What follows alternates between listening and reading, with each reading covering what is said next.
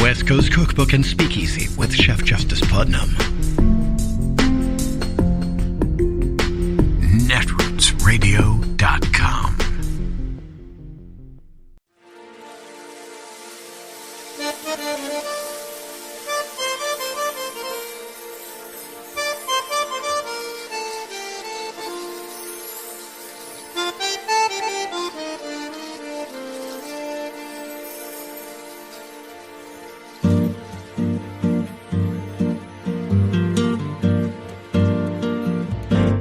Je voudrais du soleil vert, des dentelles et des théières, des photos de bord de mer, dans mon jardin d'hiver. Je voudrais de la lumière, comme en Nouvelle-Angleterre. Je veux changer d'atmosphère, dans mon jardin d'hiver. Ma fleur sous la pluie de novembre, tes mains qui courent, je n'en peux plus de t'attendre. Les années passent, qu'il est loin, là je tombe. Nul ne peut nous entendre. Je voudrais du Fred Astaire, revoir un latte. So Glenn, I want to work out here how the DC trial could still happen before the election. Let's do a bit of a thought experiment here. So first, let's discuss the possibility that the Supreme Court rules on the immunity issue. What is the timeline for that specifically? So Brian, the question becomes, are they going to rule quickly or are they going to take their time? Now, we have one data point that they're willing to take their time because they set the oral arguments in this case for almost 2 months out, which I think raised lots of eyebrows of a lot of us legal analysts, because they could have set it for 2 weeks down the road and resolved it promptly. But no, they said, we will hear oral arguments on the absolute immunity issue. And in the meantime, Judge Chutkan's case remains on hold, on pause in D.C. That's Donald Trump's prosecution for trying to overturn the 2020 presidential election. They said, we're going to hear oral arguments, the week of April 22nd. That is a very long runway, but that is what they told the parties, the defense and the prosecutors. Okay, so let's assume the Supreme Court hears that argument the week of April 22nd and they resolve it quickly. Let's just arbitrarily pick May 1st. What does that mean? So let's assume she gets it back on May 1st and Judge Chutkan then puts it on her trial calendar for 90 days out. That would be August 1st. Given that the prosecutors estimated the trial would take about 6 weeks, what does that mean? It means we could have a verdict in the DC election interference against Donald Trump in the middle of September, still well in advance of the November election. Now, let's assume that the Supreme Court takes its time. They move slowly and they don't decide the absolute immunity case until the very last day of the Supreme Court's term, which would be June 30th. And then they return it to Judge Chutkan. Now, mind you, this thought experiment, Brian, has me assuming that the Supreme Court will rule a president is not a king. A president cannot commit all the crimes he wants against the American people to try to unlawfully and unconstitutionally retain the power of the presidency. And if he does, he can be prosecuted. Because let's face it, if the Supreme Court rules he does have absolute immunity, there will be no trial, there will be no prosecution, and in a very real sense, it will represent the end of our democracy, or at least give nefarious actors the blueprint to end our democracy, not hyperbole. So I'm assuming they're going to rule against absolute immunity, but let's assume they wait until the very last day of their term, June 30th, then they decide it, then they return it to Judge Chutkan. She again gives the parties that 90 days lead time that she suggested she would give them. Well, now we have a trial that doesn't start until October 1st. What's the problem there? 6-week trial puts the trial underway on Election Day in November. Now, I would rather have Donald Trump sort of convicted, have the case resolved one way or another before Election Day, but I guess the second best alternative is let that trial be ongoing. While people are going to the polls, casting their vote for somebody who may, a couple of weeks after the election, end up a convicted felon. But, those are the two possibilities. If the Supreme Court resolves it quickly, we could have a trial of Donald Trump for what he did on and around January 6th, well before the election. If they resolve it slowly, it may be that trial is ongoing during the election itself. Okay. Now, are there any other options here? Is there any way that they can push this even beyond the end of their term? Yeah, great questions. There are a couple of footnotes that I would add to the discussion we just had. So, first of all, I said that the last day of the Supreme Court term is June 30th. Ordinarily, what the Supreme Court tries to do is rule on all of the cases in which they heard oral arguments during that term. And because their term ends on June 30th, they try to get all of the opinions out by June 30th, but they don't always succeed. Believe it or not, sometimes they have to carry over open cases and resolve them during the next term. So that would mean all timing bets are off, and there's no way that Trump could be taken to trial before the November election. The other thing they could do, this is a little bit of an outlier, but remember, when they decided to accept review of this case, what did they say? Here is the one and only issue the Supreme Court asked the parties, Donald Trump's lawyers and Jack Smith's prosecutors, to answer during that oral argument. They say, whether, and if so, to what extent, does a former president enjoy presidential immunity from criminal prosecution for conduct alleged to involve official acts during his tenure in office? There is a little bit of a red flag in that question, Brian. What the Supreme Court wants to know is, were these official acts that Donald Trump undertook that he's now indicted for, or are they not official acts? Now, I would say any lawyer who knows what Donald Trump did on and around January 6th, indeed, any critical thinker, anybody who is able to engage in a fact-based assessment of what they see with their own eyes and hear with their own ears will be able to answer that question. No, these are not official acts. Therefore, he should enjoy no immunity. But because the Supreme Court phrased the question that way, here is the other footnote, and I know I've gone on a little longer than I wanted to on this topic, but the footnote is when a Supreme Court or any appeals court gets an issue of law that they have to resolve, but they feel like there are still some outstanding factual disputes or factual questions we, the appellate court, needs to have answered before we can resolve the legal issue. What they will often do, this is not unusual, the appellate court will remand it, send it back to the trial court with a direction. Hey, Judge Chutkin, we want to know if the 4 charges in the indictment involve acts that could be considered official acts, or are they not official acts? And what we're going to ask you to do is conduct an evidentiary hearing, make a ruling whether they're official acts or not official acts.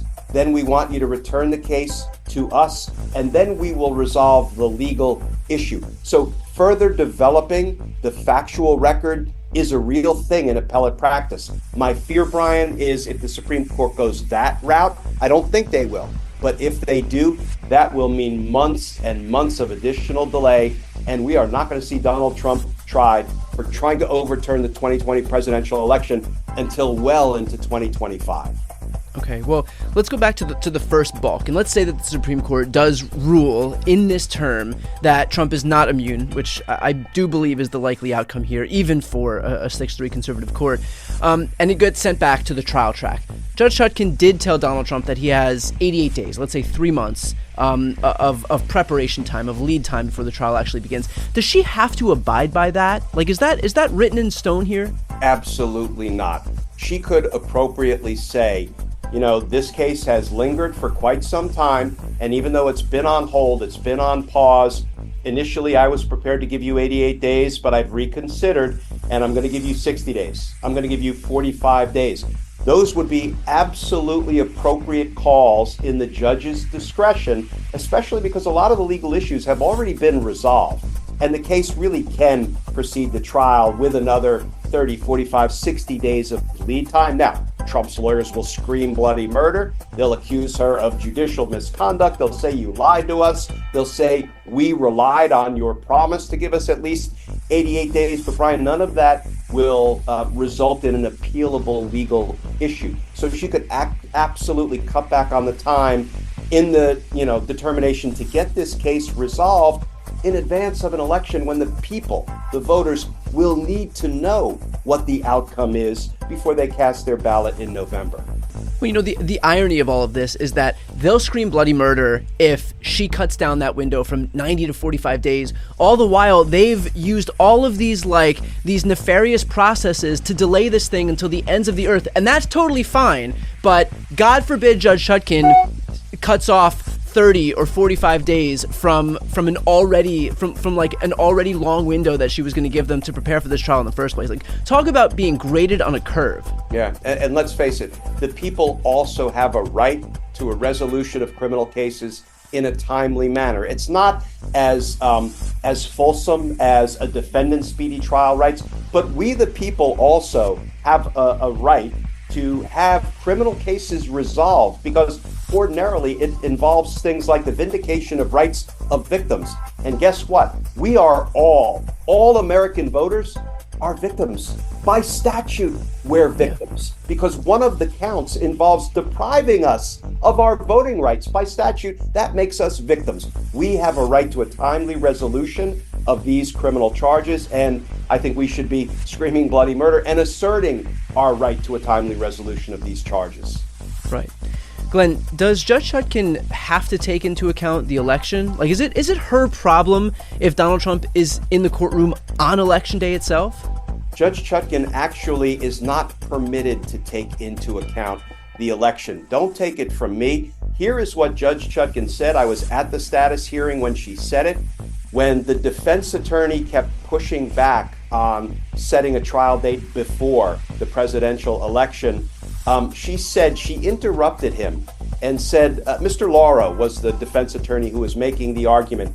This trial will not yield to an election cycle, and we will not revisit the trial date. It doesn't get any more definitive than that. I think if Donald Trump ends up being in trial right through the November election, Judge Chutkan will not flinch, because, as she said, the trial will not yield to an election cycle. All right, Glenn, let's finish off with this. What about the longstanding DOJ position that there can't be any overt political act within 60 days of an election?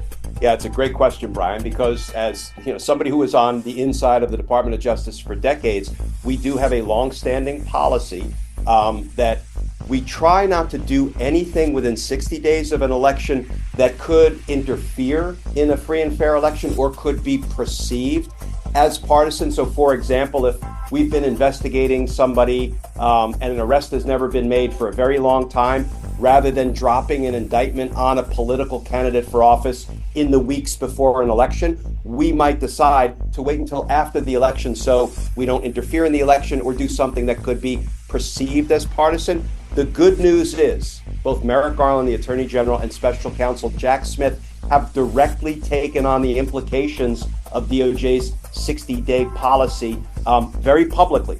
Merrick Garland said, once a case is in court, the 60-day rule no longer applies, because we are literally on the court clock with respect to the run-up to a trial. Jack Smith just said the same thing in connection with the Florida prosecution over which Judge Cannon is presiding. He said, no, all bets are off on the 60-day clock, and we will continue apace in our criminal prosecution that's already up and running in court without regard to the coming election. So that's a little bit of good news. All right, and I know that was supposed to be the last question, but Glenn, what are your thoughts on this idea of whether or not Judge Chutkan should allow this case to take place even through Election Day?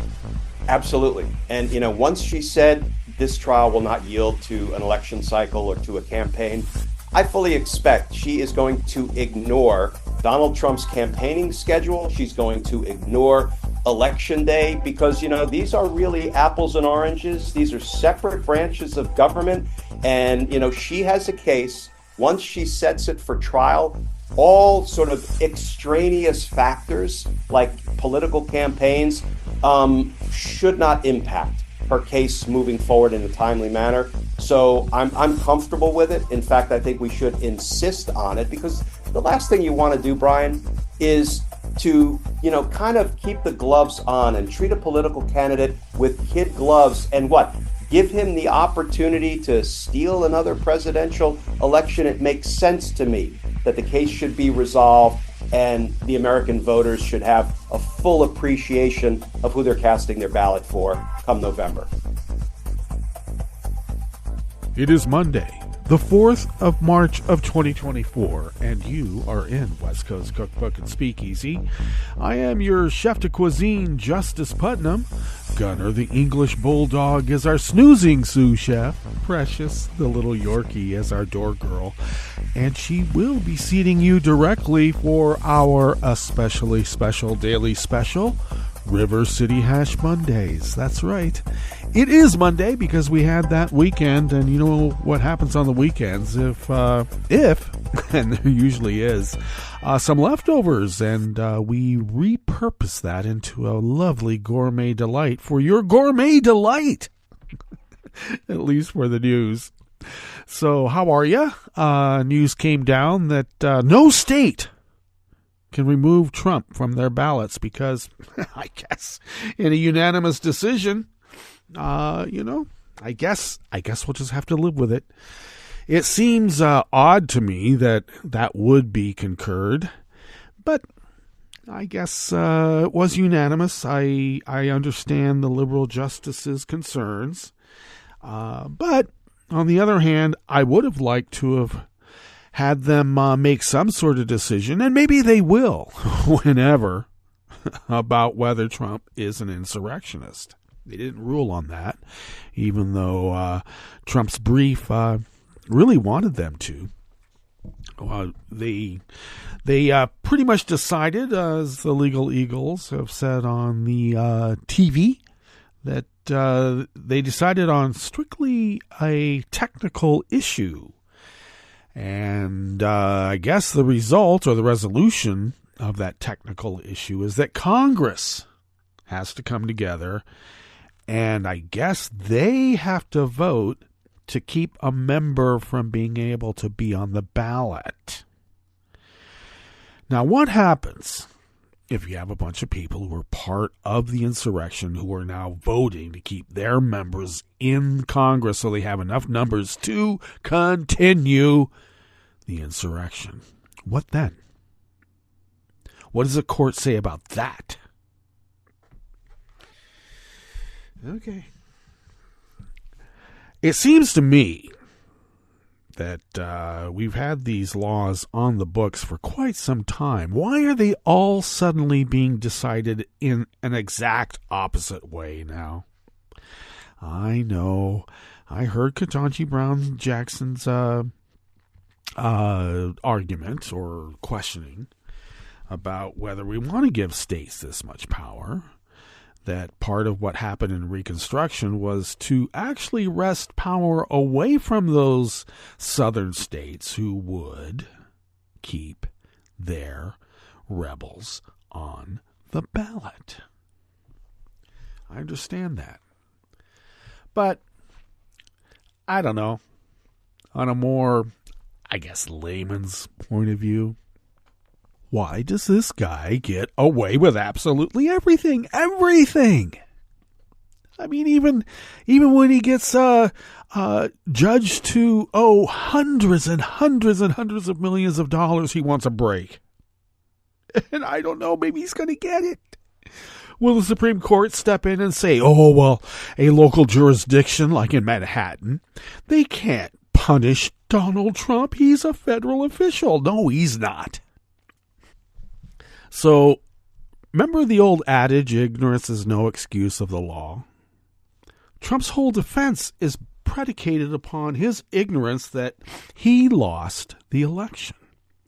He truly believed that he won the election and he was just conducting his business as part of that belief. Now, when has anybody been able to get away with that? I didn't know robbing this bank was illegal. I had no idea. Oh, okay, well, we'll just let you go then. That would not fly. Why is this even being considered with Trump? Well, I'm being rhetorical. We know why. And it looks like the American Nazi billionaires have a chokehold upon our democracy. And how do we break that chokehold? Voting? How do you vote those guys out? I think voting and the upholding of the law go hand in hand, one would think. But they are our betters, and I suppose we just have to kneel in fealty to them. And that's the only knee that they'll allow us to take, apparently. All right. What do we have in store for you here on this Monday in the Bistro Cafe of West Coast Cookbook and Speakeasy? At the top, yeah, Trump is suddenly confronted by a disaster scenario in his D.C. trial, and Judkin has some options, and I hope she takes the right ones. I hope. On the rest of the menu, Berkeley, California public schools are hit with a federal civil rights complaint alleging severe and persistent anti-Semitic bullying. The University of Maryland has suspended all fraternities and sororities on campus after multiple reports of hazing. And Head Start preschools aim to fight poverty, but their teachers struggle to make ends meet.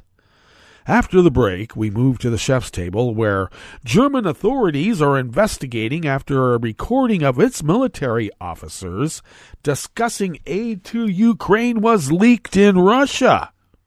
And the only surviving member of the mountaineering expedition that first conquered Mount Everest said that the world's highest peak is too crowded and dirty, and the mountain is a god that needs to be respected.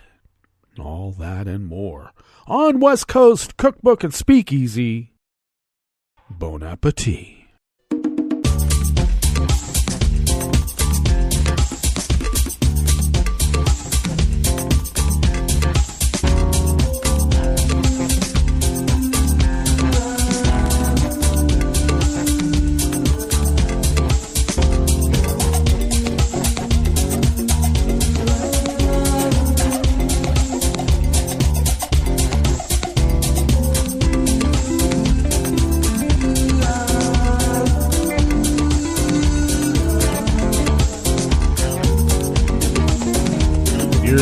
Bottom of our homepage at netrootsradio.com. To the right of the page is the chat room link, and the chat room is monitored by Kelly Lincoln, and we thank Kelly for doing so.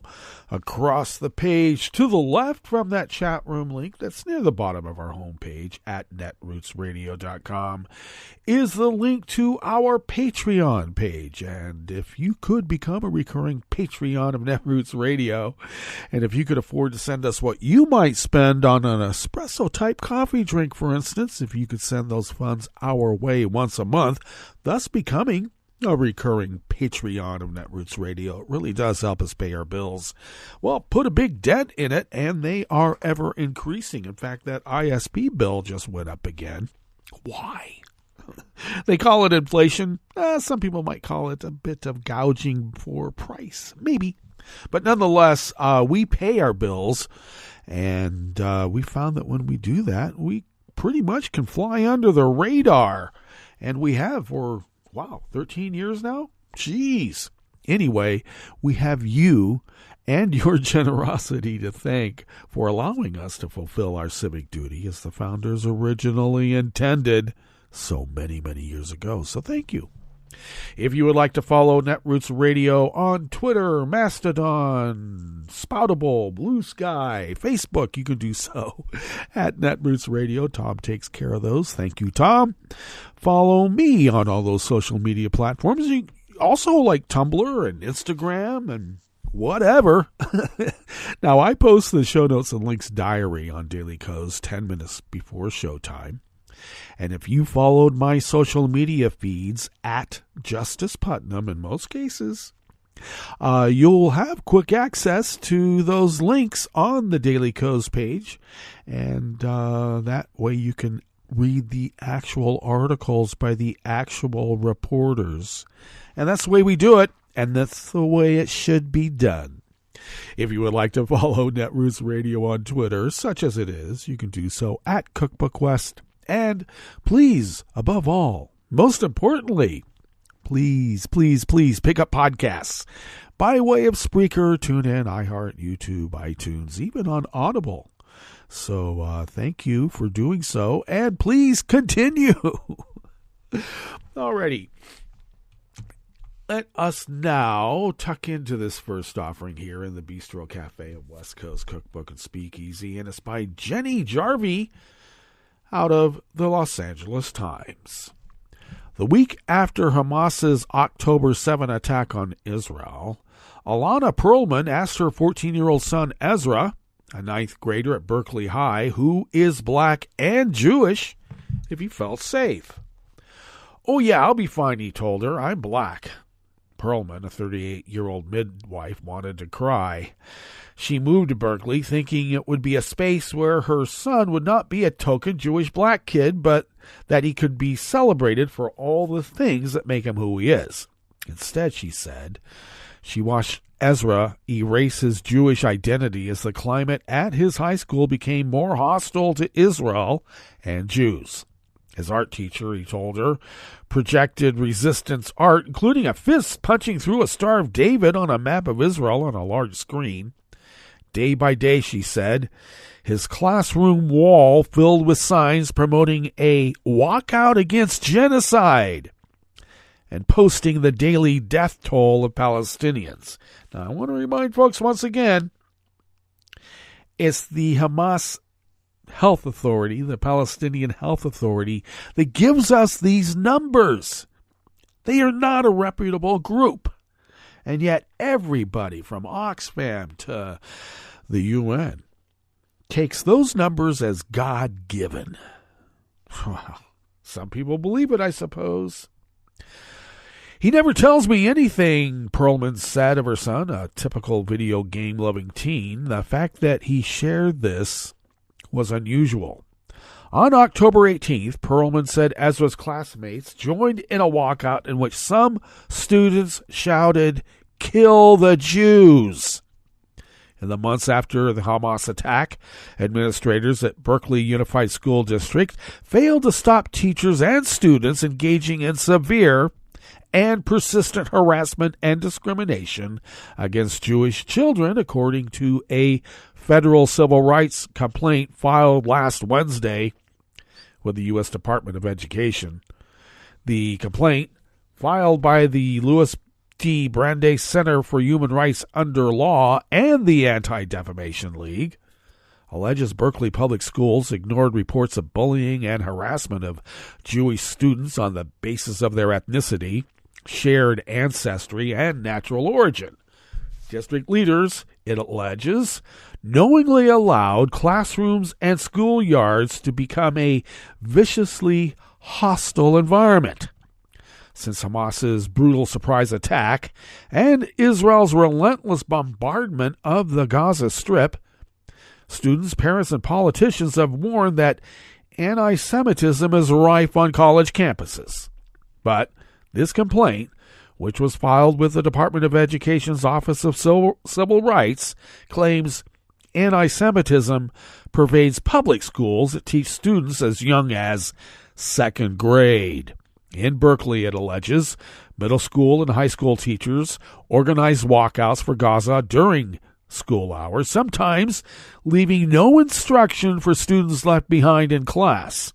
In another case, it says an elementary school teacher directed second graders to write anti-hate messages such as "stop bombing babies" on sticky notes and then posted the notes outside the classroom of the school's only Jewish teacher. The complaint alleges that students followed the teacher's lead.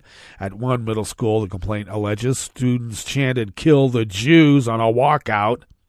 According to the complaint, some Jewish children reported that their classmates asked what their number is, a reference to the numbers tattooed on Jews during the Holocaust.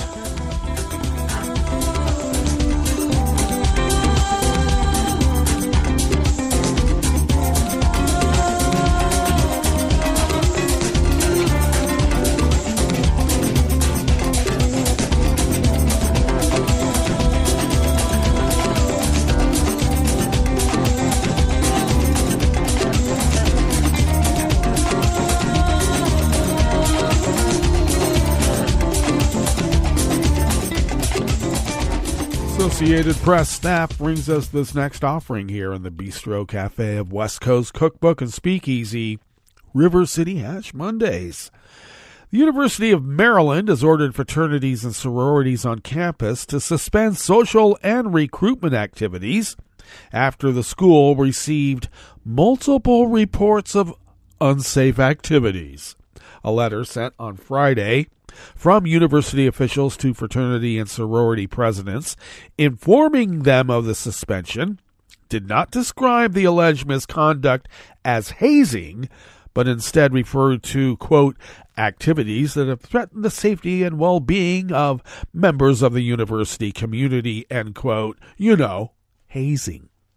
The suspension applies to all organizations affiliated with the College Park campus's Interfraternity Council and Pan-Hellenic Council, which represent 21 fraternities and 16 sororities.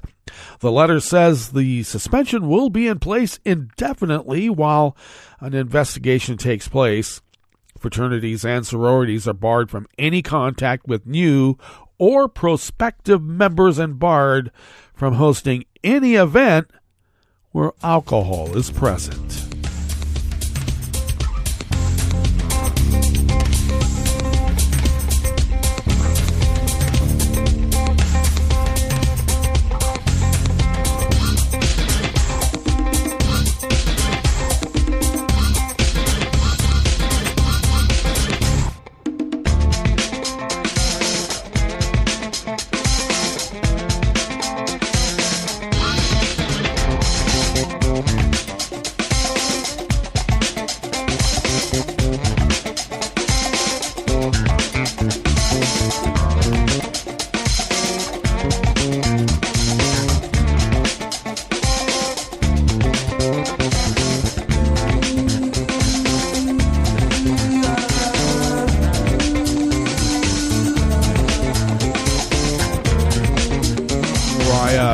Of the Associated Press brings us this final offering here in the Bistro Cafe of West Coast Cookbook and Speakeasy. In some ways, Doris Milton is a Head Start success story. She was a student, one of Chicago's inaugural Head Start classes, when the anti-poverty program, which aimed to help children succeed by providing them a first-rate preschool education, was in its infancy.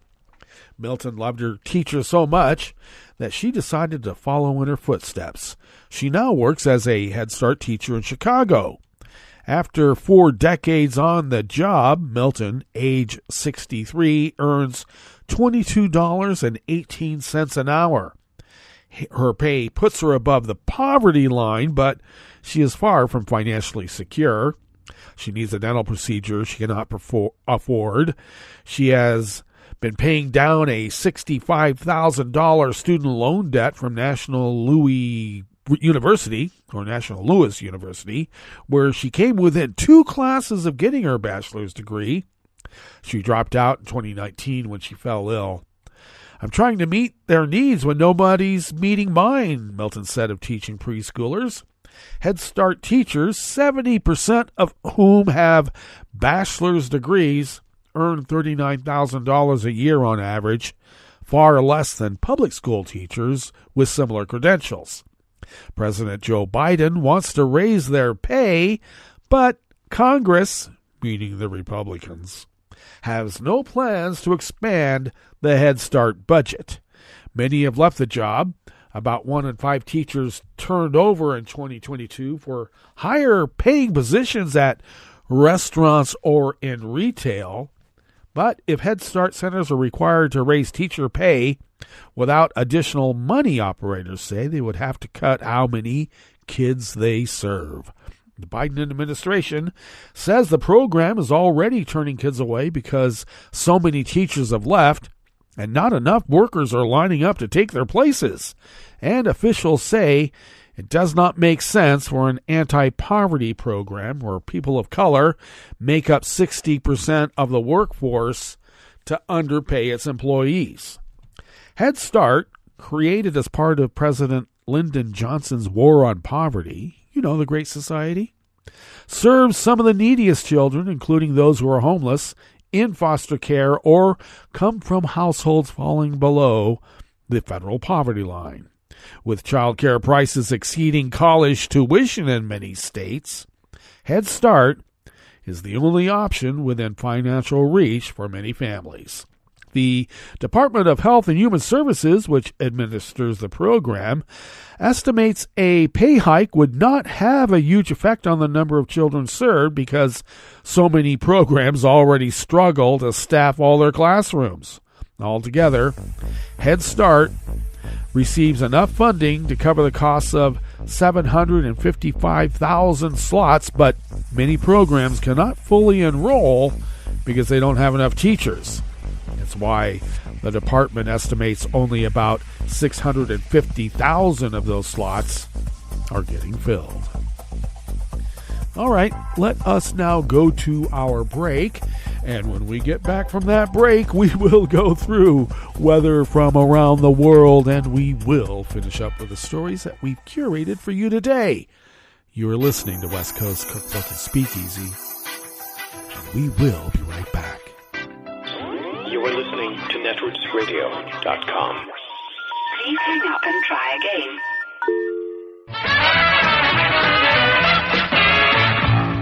From a point at sea to the circles of your mind, a new force is at work for planetary transformation. New radio for a new Earth.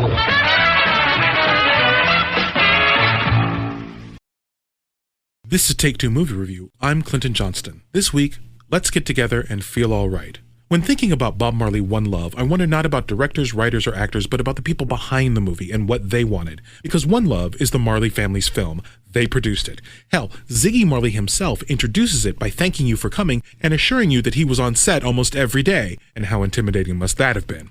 But I imagine that, being popular musicians, the Marleys understand well the dual nature of commercial art. And it's something that you see in the movie. It's not what it's about, but you see it. You've got your story, you've got your mission, you've got your message you want to get across, but you've also got to sell a crap ton of records. And thus, I see 4 content lines in this flick. There's the very focused, almost slice-of-life biographical story bookended by 2 free Jamaica concerts in 76 and 78 that are supposed to end the violence between warring political parties. And in between those concerts, because of the violence, Bob Marley and the Wailers leave Jamaica and end up in London, where they write and record Exodus. There's what I call the flashbacks of firsts. Bob and Rita first getting together, Rita taking Bob to his first Rastafarian ceremony, the Wailing Wailers recording their first record with Lee Scratch Perry, etc. There's the recurring dreamlike sequence of young Bob in a burning cane field. And then there's what started this consideration with me, the music in Bob Marley One Love, which to me felt less integrated into the movie as a whole than in other music star biopics. Especially the first 3 musical moments. They just hit me as gratuitous, and I couldn't shake the feeling after that. Like someone saying, okay, we gotta have the tunes, because everybody loves the tunes. They're coming to hear the tunes. Want to see Lindsay play Bob playing the tunes. I mean, Legend is one of the top-selling albums of all frickin' time. Gotta have those tunes. I don't know. I just hope the family got what they wanted, which was probably to tell their story and sell a crap ton of tickets. This has been Take Two Movie Review. I'm Clinton Johnston. Catch up with us at take2moviereview.com and feed us back on our channel on YouTube.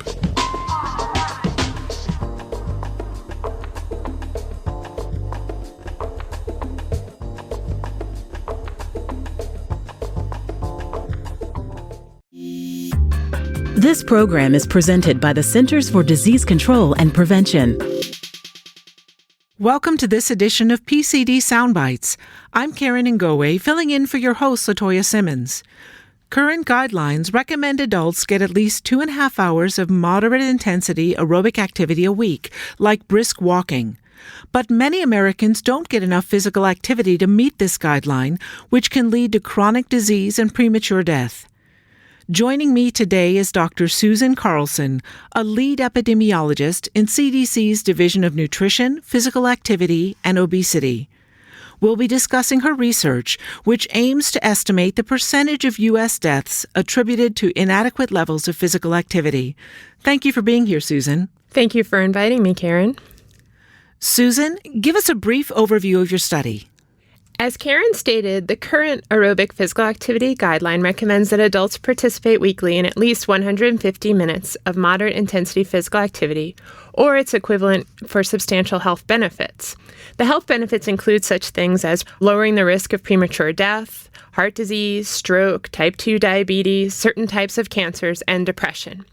In our study, we first examined what influence physical activity levels below the current guideline have on premature mortality, and we wanted to look at whether this association differed by age. The second purpose was really to estimate the percentage of deaths that are attributable to levels of physical activity that are inadequate to meet the current guideline. What did your research reveal about the association between inadequate physical activity and premature death among American adults? So in a nationally representative sample of U.S. adults, we found that adults with levels of physical activity inadequate to meet current guidelines had an increased risk of premature death. Overall, we found that 8.3% of deaths were attributed to inadequate levels of physical activity. Our findings suggest that if you increase adults' physical activity levels to meet the current guidelines, this is likely one way to reduce the risk of premature death in the United States. What did you find when you looked at this association in different age groups? We did not find a significant association between physical activity level and mortality in adults aged 25 to 39. However, for those aged 40 to 69 and 70 or older, we found that not meeting the guideline was associated with an increased risk of premature mortality. How did these findings compare to previous similar studies?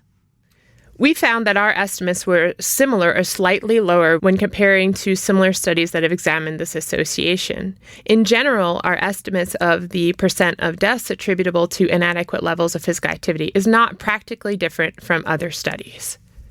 Do you think researchers have become better at estimating the percentage of deaths attributed to inadequate physical activity? Estimating the percentage can be challenging. Many of the previous studies that have provided these estimates have done so by combining estimates across different sources. This can really bias results, especially if there are differences in the populations or if the physical activity measure differs. When you use a survival analysis conducted in a single population, which is what we did in this study, you can overcome a lot of these biases and improve your estimates. Facilitating the linking of CDC survey data from systems like the National Health Interview Survey to mortality data can really help researchers explore these issues. How do you think this research can be used to help get adults moving and reduce the risk of premature death associated with inadequate physical activity? So we found in this study that a significant portion of deaths were attributed to lower levels of physical activity. By estimating the public health burden of low levels of physical activity, this can be important for setting research and program priorities and for public health planning at the national, state, and local level. Ultimately, individuals make the decision to be active. However, this decision can be made easier by programs and policies that provide opportunities for physical activity and by making communities more activity-friendly. By working collaboratively across different sectors, communities across the nation can help to increase physical activity levels and potentially reduce the risk of premature death. Thank you, Susan. You can read her study, Percentage of Deaths Associated with Inadequate Physical Activity in the United States, online at cdc.gov/PCD. The findings and conclusions in this report are those of the author and do not necessarily represent the official position of the Centers for Disease Control and Prevention. For the most accurate health information, visit cdc.gov or call 1-800-CDC-INFO. This program is presented by the Centers for Disease Control and Prevention. For an expectant mother, taking care of her developing baby means taking good care of herself. One way she can do this is by ensuring she gets vaccinated. If a woman is or might be pregnant during flu season, it's especially important to get her annual flu shot, preferably before the end of October. In addition, women should be vaccinated against whooping cough during the 3rd trimester of each pregnancy. Failure to get vaccinated places both mother and baby at increased risk for serious complications of these infections, including hospitalization and even death. If you're pregnant or planning to get pregnant, ask your healthcare provider when you should get your vaccines. Thank you for joining us on A Minute of Health with CDC. For the most accurate health information, visit cdc.gov or call 1-800-CDC-INFO. If you came across someone struggling with hunger, how would you recognize them? By their clothes, their age, the way they speak? Would you notice an 8-year-old girl who's not excited for summer break because she may not be having lunch again until September? Or a single father of 2 who works 3 part-time jobs and still can't put enough food on the table? Or maybe a mother who cleans offices at night, hoping to find meeting leftovers to take home to her hungry family. Or a war veteran who's having a hard time landing a job and getting back on his feet. I am the 1 in 8 Americans who struggle with hunger. People you pass by every day but never knew were hungry. I am hunger in America. Hunger can be hard to recognize. Learn why at IamHungerInAmerica.org. Brought to you by Feeding America, 200 Food Banks Strong, and the Ad Council. Hi, I'm Tom Hartman, and since you're listening to netrootsradio.com, show your progressive side and go to the donate button on the bottom of the homepage. It's progressives like you who power Netroots Radio and keep the progressive message beaming everywhere 24 hours a day. Just go to our donate button at the bottom of netrootsradio.com. Thank you for keeping progressive radio at full power.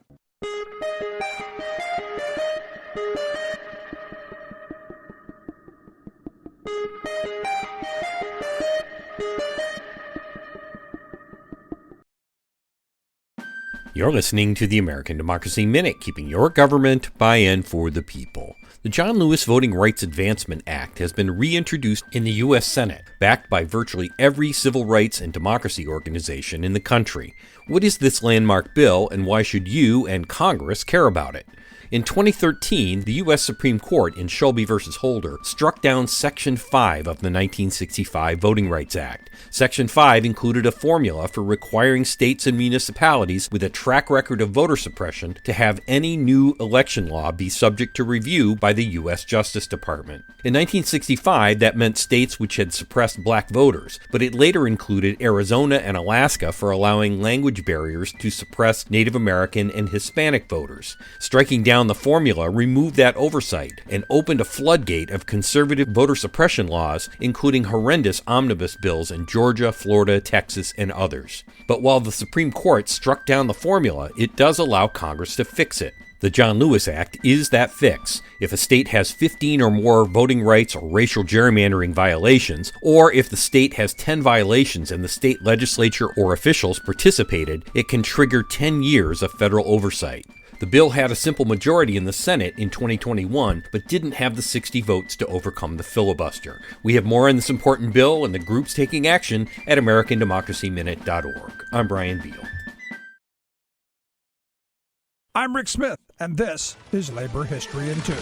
On this day in labor history, the year was 1989. That was the day machinists struck at Eastern Airlines. After bankrupting Continental Airlines to void union contracts there, the much-hated Frank Lorenzo hoped for a repeat at Eastern Airlines. Lorenzo bought Eastern with junk bonds and then bled the airline's profits dry to finance the debt of his holding company, Texas Air. 12,000 jobs were lost at Eastern in just 2 years under Lorenzo's leadership. Machinists had every reason to believe that wages would be cut in half in the next contract. In the weeks building up to the strike, management made its union busting clear by firing dozens of shop stewards at airports across the country. Machinists walked out at Miami Airport a month earlier over forced overtime. Nationwide, many complained that they were forced to work anywhere between 24 and 36 hours straight. 5 days into the strike, Lorenzo filed for bankruptcy. Picket lines were solid and the strike was popular. Many trade unionists joined the picket lines in support. The strike against Eastern symbolized a fight to take back everything lost during the Reagan years. The Airline Pilots Association and the flight attendants, organized by TWU, voted to walk out in solidarity. They stayed out for more than 8 months with the striking machinists. But when the pilots and flight attendants went back to work, it left the machinists isolated. Many argued that with contracts expiring at many airlines soon after the walkout, an industry-wide strike could only bolster chances for the machinists at Eastern to win. But by early 1991, the strike had become a devastating loss. Eastern ceased operations altogether in January, and its assets were liquidated.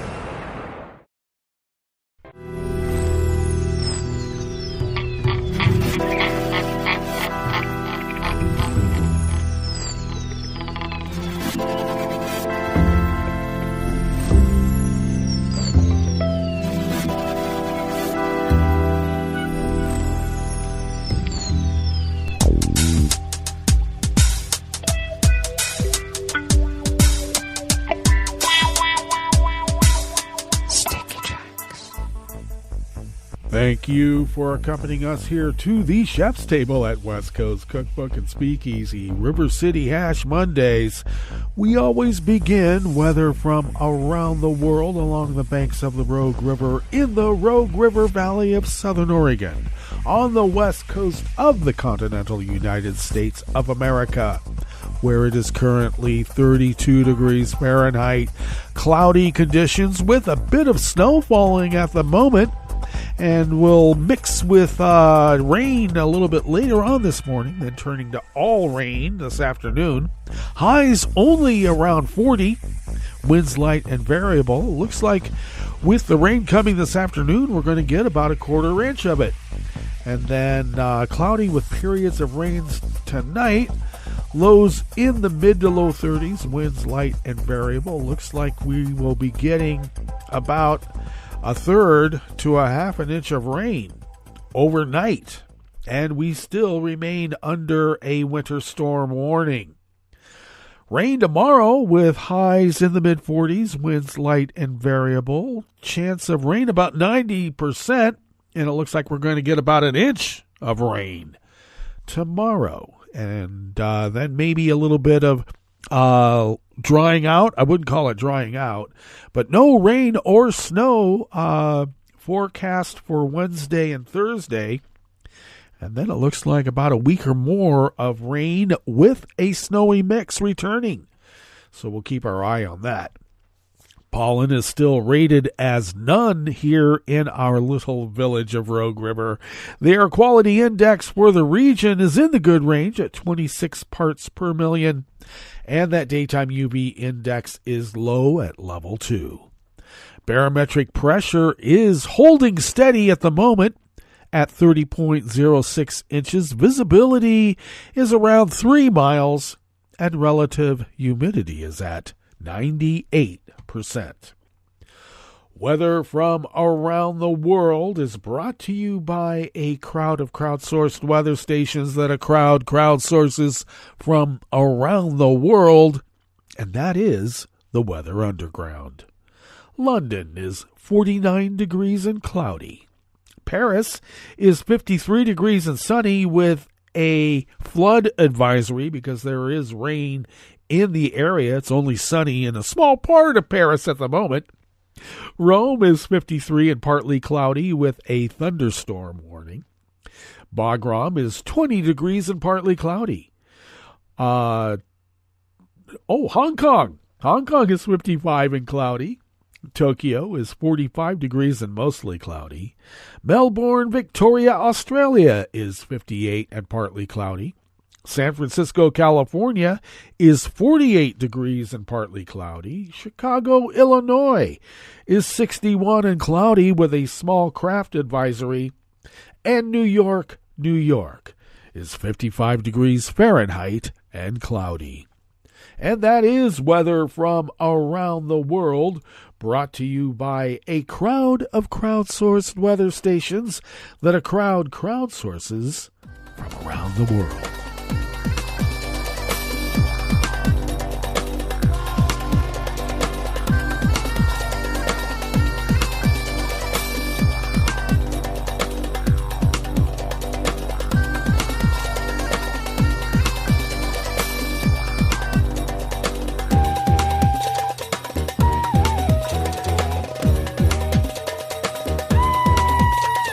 Staff at the World Desk of the Associated Press brings us this first amuse-bouche here at the Chef's Table at West Coast Cookbook and Speakeasy River City Hash Mondays. German authorities on Saturday said they were investigating after an audio recording in which German military officers discussed support for Ukraine, including the potential use of Taurus missiles, was published in Russia. Chancellor Olaf Scholz, who was in Rome on Saturday, called it a very serious matter and said that German authorities were working to clarify the matter very carefully, very intensively, and very quickly. His comments were carried by Germany's DPA news agency. In the 38-minute recording, military officers discussed the question of how the Taurus long-range cruise missiles could be used by Ukraine. A debate has been taking place in Germany over whether to supply the missiles as Ukraine faced setbacks on the battlefield after 2 years of war, and with military aid from the United States being held up in the MAGA Congress. Earlier this week, Scholz said he remains reluctant to send the Taurus missiles to Ukraine, pointing to a risk of Germany becoming directly involved in the war.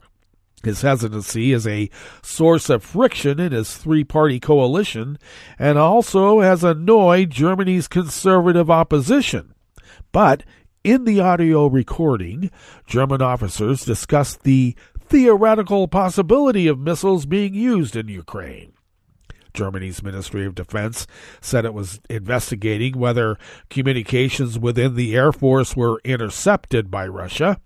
In a statement carried by DPA, it said, according to our assessment, a conversation within the Air Force was intercepted. We cannot currently say with certainty whether changes have been made to the recorded or written version that is currently circulating on social media.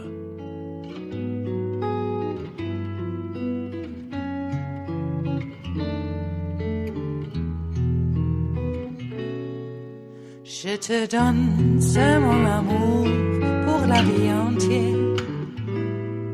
La promesse de me trouver à tes genoux. Aussitôt que tu m'appelles, rester toujours fidèle. C'est tout, c'est tout. Je te donne tous mes printemps, mes étés de mer. Mes automnes, quand les feuilles tombent partout. Si ce n'est pas une bonne affaire, je te donne tous mes hivers. Binaj Garupachara of the Associated Press brings us this final amuse-bouche here at the Chef's Table at West Coast Cookbook and Speakeasy. The only surviving member of the mountaineering expedition that first conquered Mount Everest said that the world's highest peak is too crowded and dirty, and the mountain is a god that needs to be respected. Concha Sherpa, aged 91, was among the 35 members in the team that put New Zealander Edmund Hillary and his Sherpa guide, Tenzing Norgay, atop the 29,032-foot peak on May 29, 1953. Since the first conquest, the peak has been climbed thousands of times, and it gets more crowded every year. During the spring climbing season in 2023, 667 climbers scaled the peak, but that brought in thousands of support staff to the base camp between the months of March and May. Concha was just a young man when he joined the Hillary Tenzing expedition. He was among the 3 Sherpas to go to the last camp on Everest along with Hillary and Tenzing. They could not go any further because they did not have a permit. They first heard of the successful ascent on the radio and then were reunited with the summit duo at Camp 2. The route they opened up from the base camp to the summit is still used by climbers. Only the section from the base camp to Camp 1 over the unstable Khumbu icefall changes every year. Concha has 4 children, 8 grandchildren, and a 20-month-old great-granddaughter. He lives with family in Namcha village in the foothills of Mount Everest, where the family runs a small hotel catering to trekkers and climbers. Well, that brings us to the end of our broadcast period for the day, but you do know Netroots Radio broadcasts on, and we will meet up here tomorrow for Tarrytown Chowder Tuesday. So do stay tuned to Netroots Radio all day and all night for all the breaking news as it breaks, and we will meet up here tomorrow, right here in West Coast Cookbook and Speakeasy. Bon appetit.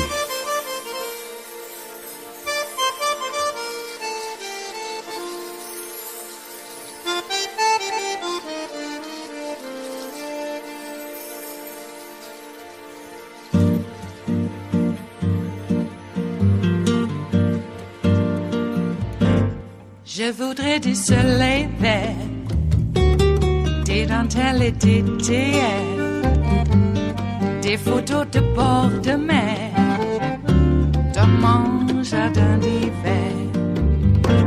Je voudrais de la lumière, comme en Nouvelle-Angleterre. Je veux changer d'atmosphère, dans mon jardin d'hiver. À fleurs, sous la pluie de novembre, tes mains qui courent, je n'en peux plus de t'attendre. Les années passent, il est loin, là je tombe. Nul ne peut nous entendre. Je voudrais du Fred Astaire, revoir un latte Goer. Je voudrais toujours te plaire dans mon jardin d'hiver. Je veux déjeuner par terre, comme au long de golfe clair, t'embrasser les yeux ouverts dans mon jardin d'hiver.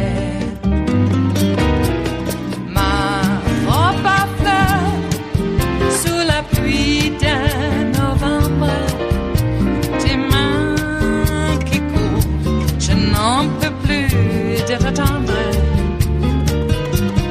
Les années passent, il est loin, là je tombe. Nul ne peut nous entendre. Ba-da-da-dum-di-da-dum. Ba-da-da-dum-di-da-dum. Ba-da-da-dum-di-da-dum.